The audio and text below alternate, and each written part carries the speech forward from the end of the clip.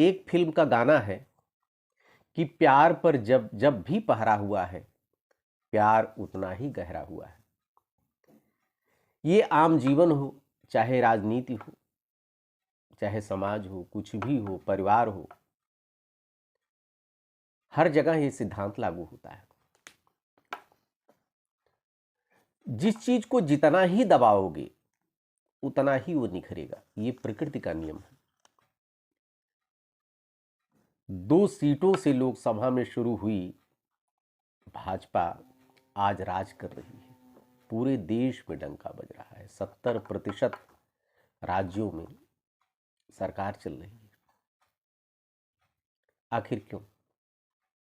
मैं तो एक चीज कहता हूं कि भाजपा पार्टी नहीं, एक प्रतिक्रिया है। रिवेंज पे चल रही पार्टी।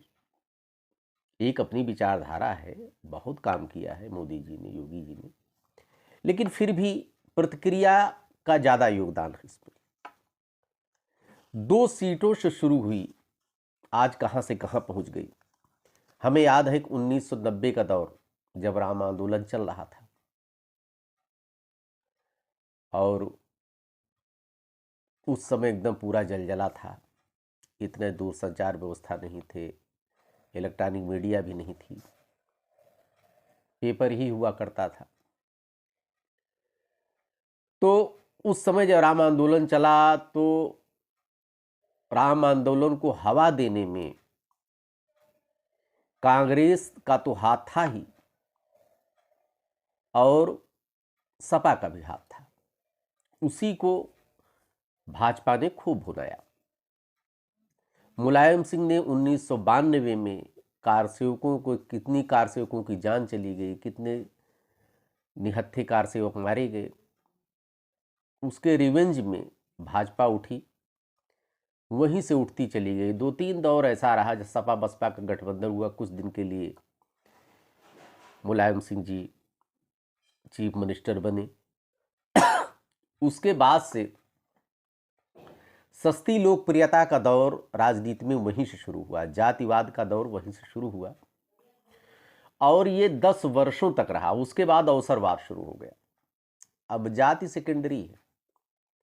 अब तो कोई भी पार्टी, सपा अगर यादव को टिकट देगी तो जातिवादी कही जाएगी, अगर बीएसपी दलित को टिकट देगी तो जातिवादी कही जाती। उसके बाद एंटी पार्टी की शुरुआत हुई कि भैया ये वोट बैंक तो अपना है ही है, बाकियों को जोड़िए।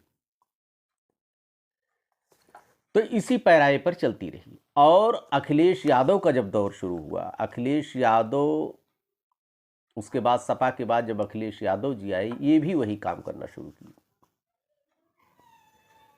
मुलायम सिंह यादव तो मुस्लिम तुष्टीकरण करते थे, जिसकी वजह से भाजपा बनी। अखिलेश यादव जी ने भी ऐसे नेताओं को पाल रखा है जो कि भाजपा का ही काम कर रहे हैं।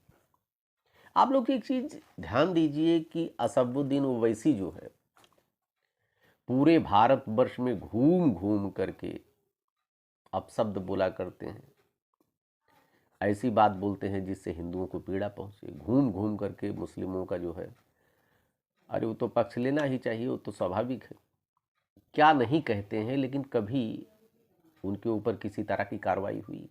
जहां जाते हैं, जहां चाहते हैं जाते हैं, जहां चाहते हैं आते हैं, लेकिन कुछ भी नहीं हुआ। बशर्ते उनको, हाँ, उनको सुरक्षा जरूर दे दी गई थी, क्योंकि भाजपा को ये मालूम है कि हो न हो इससे कहीं न कहीं हमारी ही पार्टी मजबूत हो रही है, और उसका असर दिखाई भी देता है। कुछ राज्यों में तो असदुद्दीन ओवैसी का ही योगदान रहा बीजेपी गवर्नमेंट बनाने में। जैसे आप बिहार ही एक दिन देख लीजिए, बिहार में 5-6 सीटें जो मिल गई ओवैसी को, उसी की वजह से बीजेपी बनी। और अब नया काम शुरुआत कर रहे हैं स्वामी प्रसाद मौर्य जी।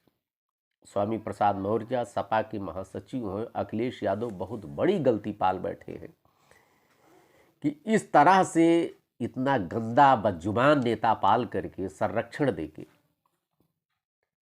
ये भाजपा से लड़ लेंगे। अरे लोकतंत्र में विपक्ष का मजबूत होना जरूरी है, लेकिन मूर्ख होना नहीं।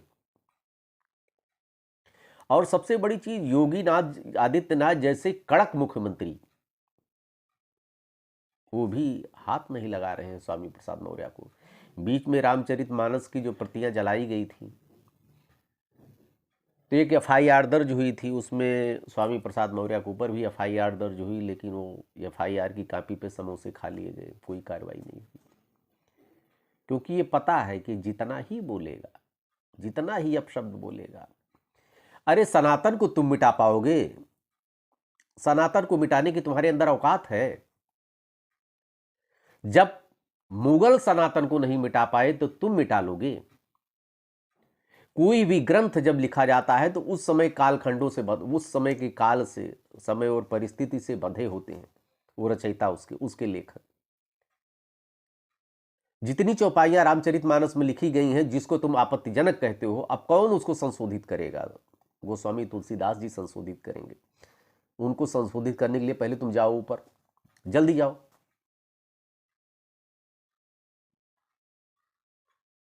इस तरह से बेहूदे बयानों से, बलगर बयानों से तुम बसपा में रहे। हाथी नहीं गणेश है, पैर छूते रहे तुम। पता नहीं कितनी मायावती जी के फोटो वायरल हुआ पैर छूते हुए, उसके बाद पड़ा पैर छूने को आप विरोध करोगे। हाथी नहीं गणेश है, राम राम राम राम को तुम भी पहले जप रहे थे। भाजपा में आए तब तो राममय हो गए। उसके बाद सपा में गए, सपा में गए नहीं, सपा का तुम बंटा ढार करने गए हो, सपा को बर्बाद करने गए हो।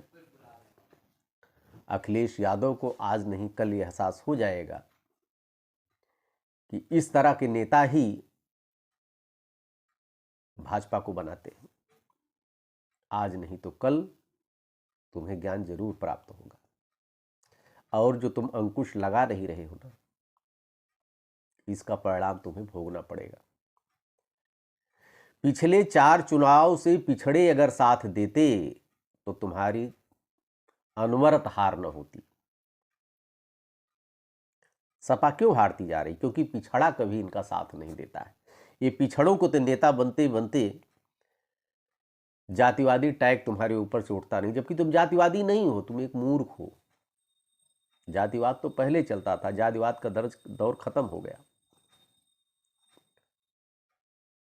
केवल एक वर्ग का साथ लेकर, एवं एक धर्म का साथ लेकर कोई सत्ता नहीं चला सकता।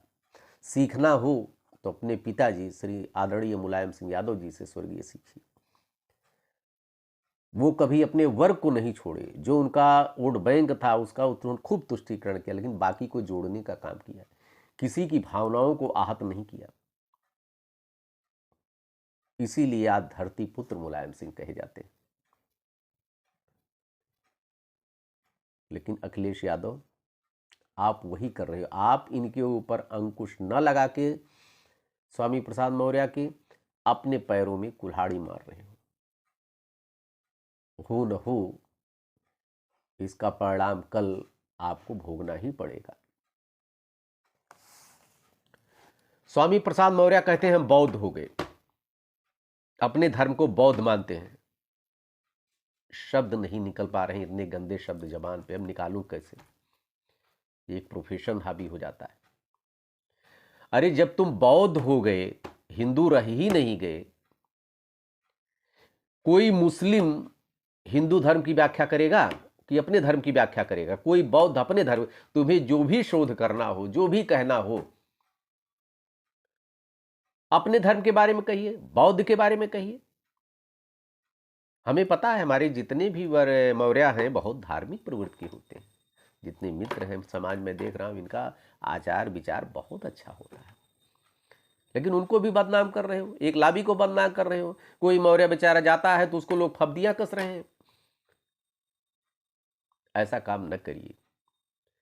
आप बौद्ध हो गए, बौद्ध की बात कीजिए।